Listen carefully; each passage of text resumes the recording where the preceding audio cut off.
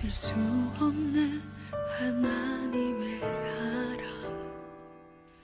날 살리시려고 주신 생명, 내 십자가 지고 오르신 갈보리 언덕.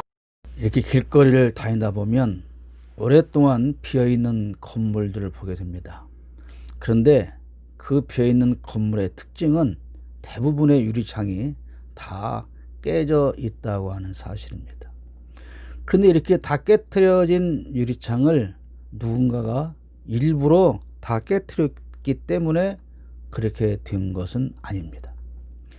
빈 건물에 깨진 유리창 하나를 방치하면 연이어서 옆 유리창도 깨지고, 이런 상황이 계속되다 보면 범죄의 온상이 되어서 인근의 크고 작은 범죄가 속출하면서 일대가 무법천지로 변하게 됩니다. 이것을 소위 깨진 유리창 이론이라고 합니다.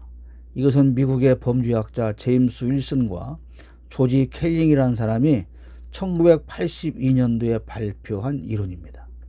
이 이론은 공동체 내의 사소한 무질서를 가볍게 여기다 보면 결국에는 사회 전체로 무질서가 확대되어서 더 심각한 범죄가 생겨나기 때문에 조그만 불법이나 무질서라도 방치하지 말고 제때 단속하고 조처해야 하며, 사소한 실수라도 제때 고쳐야 한다는 이론입니다.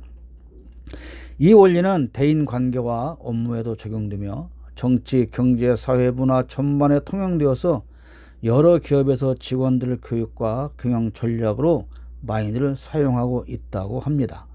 우리의 생활도 마찬가지입니다.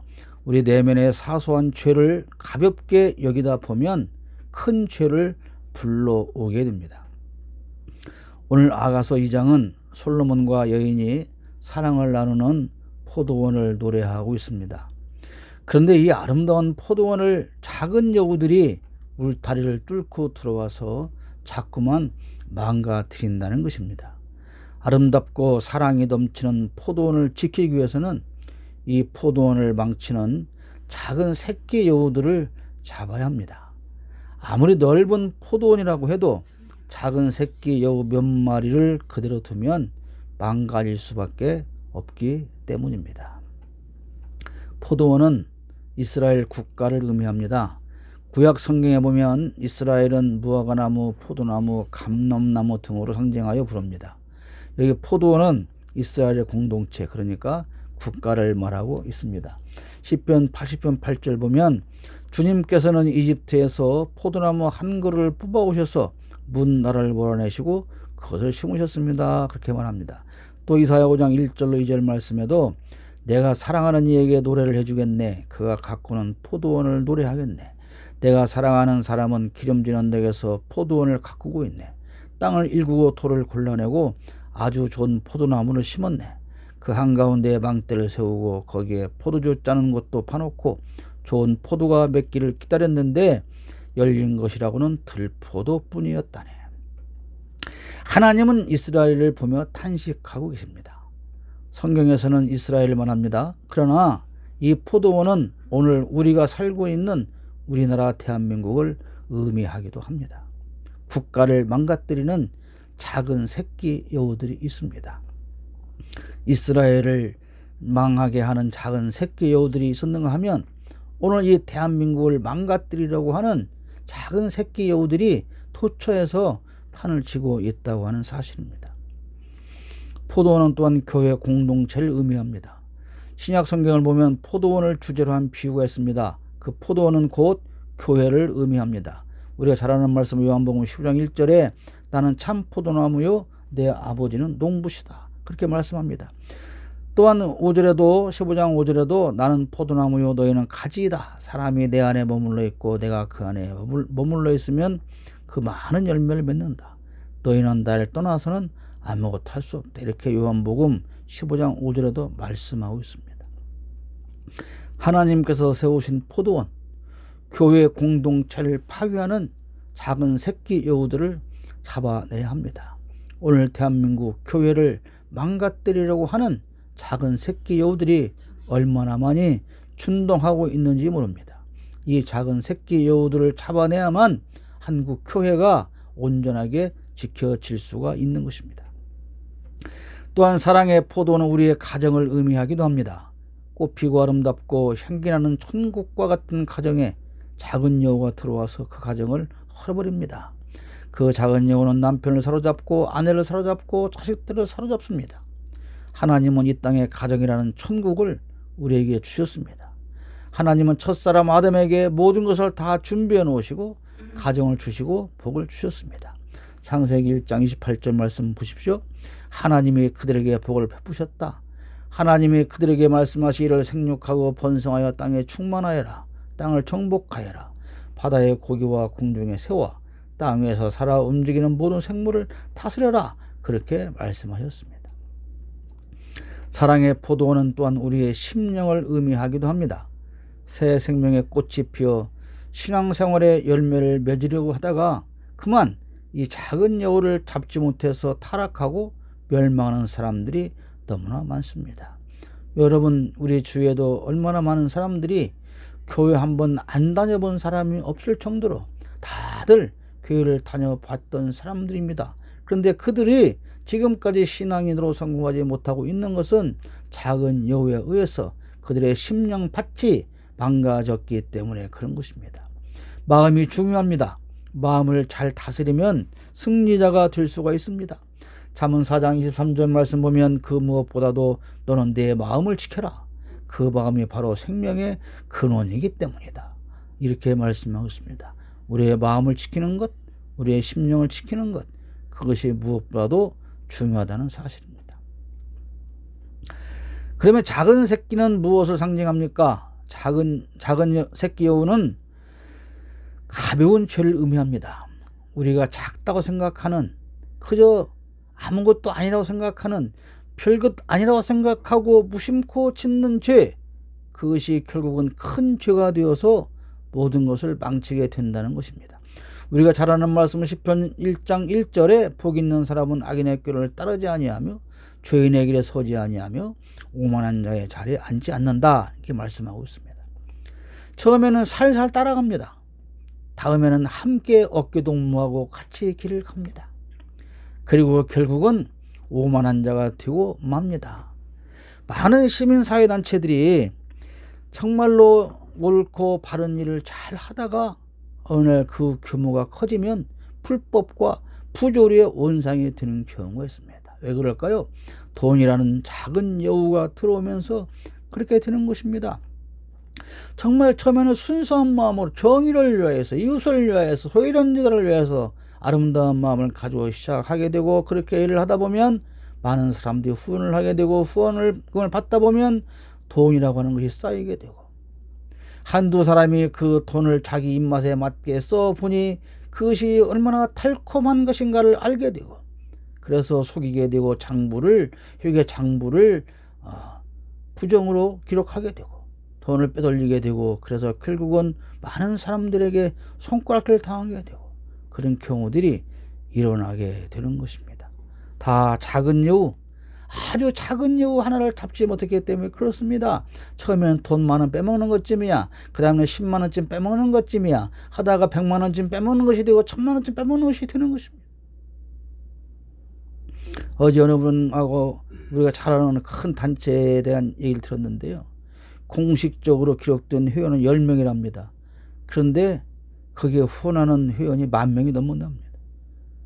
수억 원의 돈들이 사라지고 있다는 것입니다. 포도원을 하는 작은 여우는 한 번에 포도원을 다 망가뜨리지 않습니다. 처음에는 포도나무 순이 꺾어지고 별거 아닌 것처럼 보입니다. 그러나 그 순이 꺾어졌기 때문에 다음에는 꽃이 떨어지고, 그 꽃 몇 개가 떨어진 것이 별거 아닌 것처럼 보이지만 결국 그 떨어진 꽃 때문에 포도나무가 시들어서 열매를 맺지 못하게 되고 포도원은 망가지고 마는 것입니다. 지극히 작은 죄가 결국 우리의 심령을 망하게 합니다. 그러므로 아주 작은 죄부터 용납하면 안 된다는 사실입니다.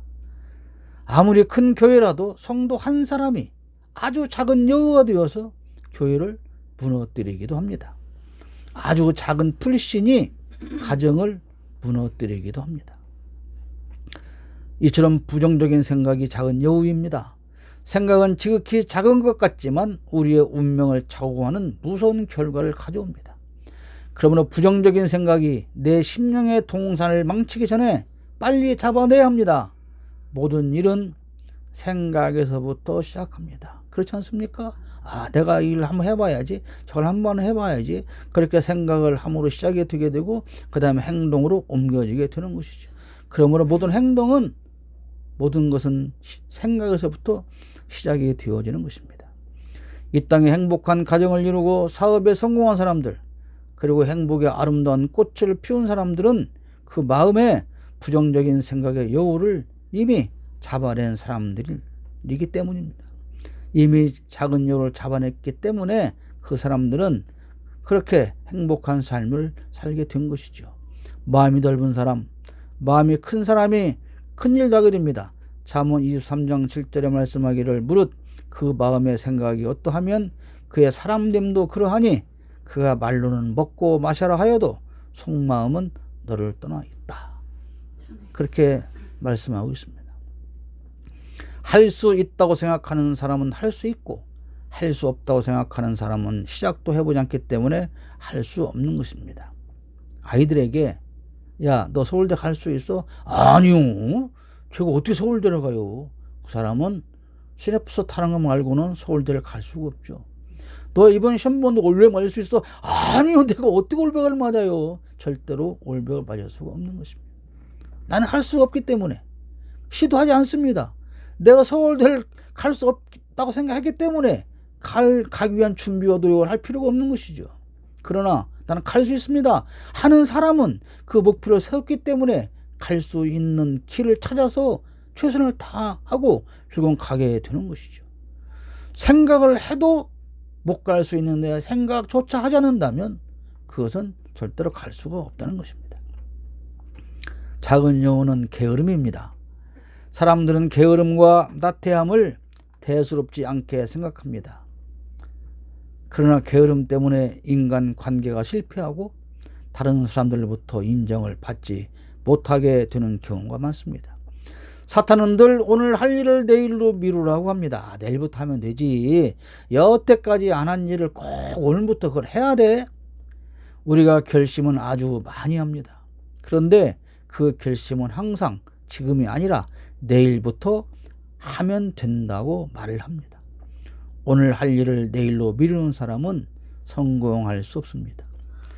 조금만 더 자야지, 조금만 더 눈을 붙여야지, 조금만 더 팔을 베고 누워 있어야지 하면 가난이 강도처럼 들이닥치고 빈곤이 방패로 무정한 용사처럼 달려들 것이라고 잠언 24장 33절 이하에 말씀하고 있습니다. 분노와 혈기가 작은 여우입니다. 분노와 혈기는 포도원을 허는 작은 여우입니다. 분노와 혈기 때문에 싸움이 일어나고 결국 살인죄도 짓게 됩니다. 분노를 다스리지 못하는 사람들이 아무 일면식도 없는 사람들을 해하고 살인을 하기도 합니다. 에베소서 4장 26절에 그래서 이렇게 말씀합니다. 화를 내더라도 죄를 짓는 데까지 이르지 않도록 하십시오. 해가 지도록 노여움을 품고 있지 마십시오. 사람이 사는데 어떻게 화를 내지 않을 수 있습니까? 그러나 그 화는 더 발전시키기 전에 빨리 빠른 시일 내에 화를 삭힐 수가 있어야 됩니다. 가인은 그것을 못해서 분을 못 참아서 동생을 돌로 쳐 죽였습니다. 잠언 12장 16절 말씀 보십시오. 미련한 사람은 쉽게 화를 내지만 슬기로운 사람은 모욕을 참는다. 이 말씀 들으면 누가 생각납니까? 저는 제가 생각납니다. 저는 이 말씀 앞에서 심한 부끄러움을 느낍니다. 자주 화를 내고 혈기를 부리고 또 후회를 반복합니다. 여러분 보기에도 참으로 부끄럽습니다. 작은 분노와 혈기 때문에 교회의 분위기가 어두워지고 가정에서 웃음이 사라지게 됩니다. 야고보 1장 20절에 말씀합니다. 노하는 사람은 하나님의 의를 이루지 못하기 때문입니다. 하나님의 의를 이루기를 원하신다면 노하기를 더디해야 할 줄로 믿습니다. 혈기를 가라앉힐 줄 알아야 합니다. 내 안에 들어있는 시기심이 작은 여우입니다. 성경에 시기하다가 망한 사람이 있습니다. 누굽니까? 이스라엘의 초대왕 사울입니다. 그는 가장 아끼고 사랑해줘야 할 구국공신이며 사위인 다윗을 시기하고 질투했습니다. 왜 그랬습니까? 사람들이 그렇게 말합니다. 사울은 천천, 다윗은 만만이다. 사울은 전쟁에서 천천밖에 못 죽였는데 다윗은 전쟁에서 만만을 죽였다. 이렇게 환호하는 소리를 듣고 인기 순위에서 밀려나자 그만 사울은 시기심을 가득 마음에 담게 됩니다. 그래서 사울은 평생 다윗을 죽이려고 분을 품고 쫓아다니다가 어떻게 됩니까? 끝내는 자신이 악신에 걸려서 고통을 당했고 전쟁의 패배자가 되어서 비참한 죽음을 맞이하게 됩니다. 남이 잘 되는 것을 못 보는 사람이 있습니다. 사람들에게 칭찬받는 사람을 시기합니다. 지가 나보다 뭘 잘났다고 저렇게 사람들한테 상을 받고 칭찬받는 거야. 그런데 칭찬받는 사람은 칭찬받을 만한 일을 했기 때문에 칭찬을 받게 되는 것입니다. 아무나 칭찬하지 않습니다. 시기하는 삶은 누구에게 손해일까요? 당사자에게 손해입니다. 내 마음에 시기하는 마음을 가지고 있으면 내 삶의 기쁨이 사라집니다. 그 시기심은 나를 병들게 합니다. 작은 여우는 유혹입니다. 여우는 간사하고 교활한 짐승입니다. 에덴 동산의 간교한 뱀은 아담과 하와를 유혹했습니다. 우리 심령 속에 간교한 모습으로 유혹하는 마귀가 있습니다. 지극히 작은 여우 같지만 그것을 내버려 두면 우리의 심령을 망치게 되는 것입니다. 유혹을 이기는 것이 사탄의 시험을 이기고 승리하는 것입니다. 사탄이 우리에게 하는 유혹은 거창한 것이 아닙니다. 뭐라고 말합니까? 누구나 다 그래. 예수 믿는 사람들, 당신만 예수 믿어? 예수 믿는 사람 다 그래. 왜 그렇게 유난 떨어? 이런 일들이 있어요. 그 회사에서 뭐 부장이나 과장이나 이런 상급자들이 교회 장로, 권사인 경우가 있습니다. 근데 그 밑에 부하 직원들이 교회 학교 교사를 하는 경우가 많이 있어요. 그럼 여름 성경학교나 여름 수련회를 위해서 가서 장로인 상사한테 얘기를 합니다. 저 휴가를 이때 맞춰서 좀 쓰게 해 주십시오. 야, 지금 회사가 얼마나 이 중요한 시기인데 너 그거 몰라서 그래? 정신 나간 소리 하고 있네. 야, 나도 장로야. 왜 이렇게 유난 떨어? 그러는 것이죠. 사탄들 그렇게 말합니다. 누구나 다 그래. 나도 예수 믿는 사람이야. 너만 예수 믿어? 뭘 그렇게 특출나게 그렇게 유별나게 그러는 거야? 라고 우리를 유혹하죠. 그래서 우리는 작은 새끼 여우를 잡아야 합니다. 작은 새끼 여우를 잡지 않으면 사랑의 포도원을 지켜갈 수 없기 때문에 그렇습니다. 작은 새끼 여우는 무엇입니까? 비인격적인 사람입니다. 비인격적인 사람을 경계해야 합니다. 매사에 비판적이고 공격적이고 이중인격 가진 사람을 경계해야 하는데 이런 사람은 어디에나 존재합니다. 몇 사람이 모였던 작은 모임이든 큰 모임이든 이렇게 비인격적인 사람은 꼭 섞여 있게 되고 그 사람들은 항상 미꾸라지 한 마리가 온 방죽을 휘젓고 다니듯 그렇게 공동체를 깨뜨리기 위해서 하는 짓마다 하는 말마다 하는 생각마다 그런 사람들이 있는데 우리는 이런 사람들을 정말 경계해야 합니다. 결정된 일들을 늘 반대하고 자신의 주장만 강하여서 다른 사람의 의견은 언제나 무시해버립니다. 늘 자신이 앞장서야 하고 자신의 이름이 드러나지 않으면 불평하고 비난하고 비협조적인 사람들이 있습니다. 이런 사람들이 공동체 안에 같이 있다면 그 공동체를 유지하기에 참으로 힘이 들고 그 공동체가 유지되기 어렵다는 사실입니다. 또한 우리는 이렇게 비인격적인 삶을 살아서는 안 됩니다. 어느 단체나 어느 모임에서나 나로 인해서 그것이 모임이 흔들리고 깨어져서는 안 됩니다.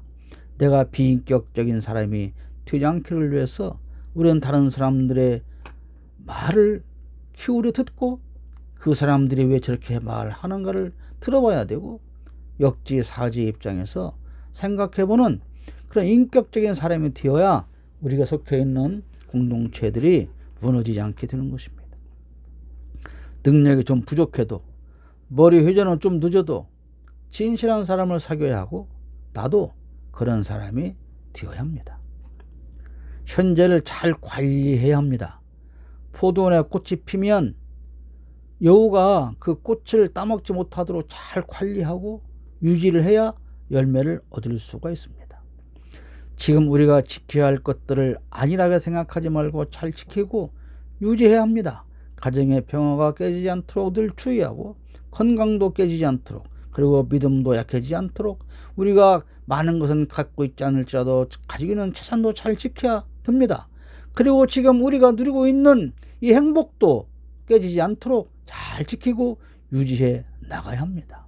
오늘 이것을 내가 잘 지키지 않으면 포도나무에 꽃이 피었을 때 그 꽃을 잘 관리하지 않으면 포도원은 망가지게 됩니다. 오늘 우리의 삶을 우리의 현재를 우리가 잘 관리하지 않으면 우리는 실패할 수도 있습니다. 무엇보다 특히 교만에 빠지지 않기를 기도하고 늘 겸손하기를 배워야 합니다. 잠언 16장 18절에 말씀합니다. 교만에는 멸망에 따르고 거만에는 파멸이 따른다. 여러분, 제가 여러 번 말하지만 박근혜가 대통령이 되었을 때 제가 군산 시국 회의를 이끌면서 한 말이 그 말이었어요. 박근혜는 절대로 대통령의 임기를 다 채우지 못한다. 왜냐하면 교만하기 때문이다. 요즘도 이 나라를 어지럽히는 그 많은 사람들 보십시오.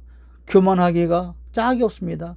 걸음걸이 자체도 그렇게 거만하게 보일 수가 없어요. 교만에는 멸망에 따르고 거만한 사람은 반드시 파멸하게 됩니다. 포도원은 평화와 행복의 상징입니다. 교회가 평안해야 합니다. 하나님의 몸된 교회가 흔들리면 안 됩니다. 가정도 마찬가지입니다. 우리들의 가정이 건강하고 평화로워야 합니다. 가정의 평안, 교회의 평안, 국가와 민족의 평화, 나아가 세계의 평화를 깨뜨리는 것은 작은 여우의 행동일 수밖에 없습니다. 우리는 그 여우를 잡아야 합니다. 세번역 성경에서는 여우들이라고 복수로 표현하고 있습니다. 여우는 한 마리만 있는 것이 아닙니다. 한 마리 잡았다고 방심하면 또 다른 여우가 튀어나오게 됩니다. 그걸 잡았다고 마음 놓으면 또 다른 여우가 항상 언제나 어디서나 쉬지 않고 끊임없이 나타나게 되어 있기 때문에 항상 새끼 여우를 잡아내는 일에 우리는 최선을 다해야 합니다. 우리가 속한 많은 공동체가 있습니다. 우리의 포도원들이 있습니다. 내가 가꾸고 지키고 사랑해야 할 포도원들이 있습니다. 내가 속한 가정과 직장과 나라와 교회를 파괴하려는 작은 새끼 여우는 무엇일까요? 사람마다 다 다를 수가 있습니다. 그러나 찾아내야 합니다. 눈에 잘 보이지 않는 진드기를 방치하면 큰 동물도 죽게 됩니다. 드넓은 포도원에서 작은 새끼 여우를 찾는다는 것이 쉬운 일이 아닙니다. 그러나 그 작은 여우를 심각하게 생각하지 않고 무시한다면 아무리 큰 공동체라도 결국은 파괴되고 마는 것입니다. 호시탐탐 우리의 공동체 사랑의 포도원을 헐기 위해 달려드는 작은 새끼 여우를 잡아내고 포도원을 지켜나가시기를 바랍니다.